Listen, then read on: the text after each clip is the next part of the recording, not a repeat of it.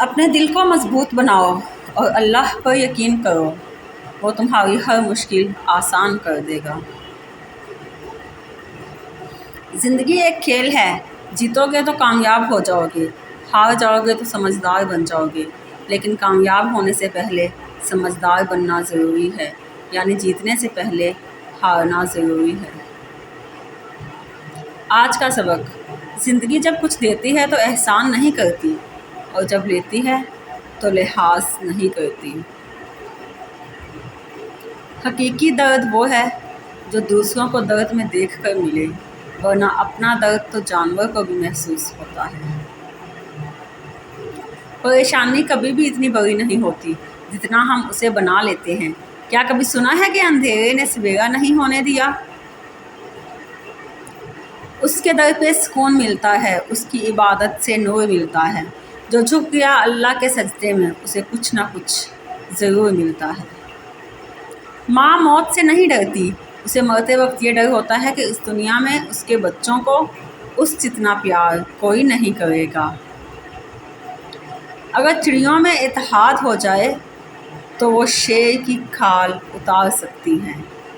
شیخ Saadi رحمۃ اللہ علیہ۔ نفرت گناہ سے کرو، گناہ گار سے نہیں، شاید وہ آپ کی محبت میں آ کر گناہ کرنا ہی چھوڑ دے۔ حاصل اور لا حاصل کے دائروں میں سب گھوم رہے ہیں، حاصل کی ناقدری اور لا حاصل کی حسرت ختم ہی نہیں ہوتی۔ جب اللہ کا کرم ہو جاتا ہے تو وسیلے بھی بن جاتے ہیں اور مانگنے کا طریقہ بھی آ جاتا ہے۔ اللہ کا فضل اور کرم چاہیے۔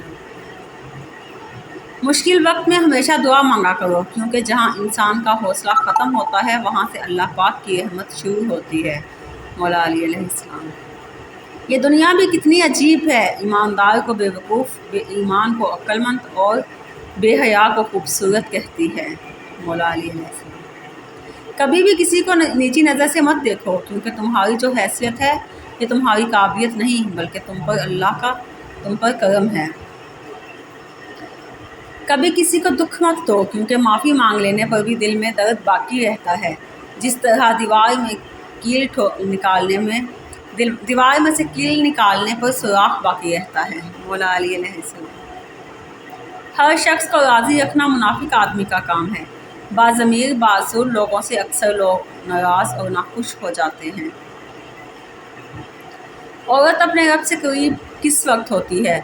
عورت اپنے رب سے زیادہ قریب اس وقت ہوتی ہے جب اپنے گھر کے اندر ہو، اور اب گھر کے صحن میں نماز پڑھنا اس کے لیے مسجد میں نماز پڑھنے سے بہتر ہے، اور گھر کے اندر نماز پڑھنا اس کے لیے گھر کے صحن میں نماز پڑھنے سے بہتر ہے، اور کوٹھری میں نماز پڑھنا اس کے لیے گھر کے اندر نماز پڑھنے سے بہتر ہے۔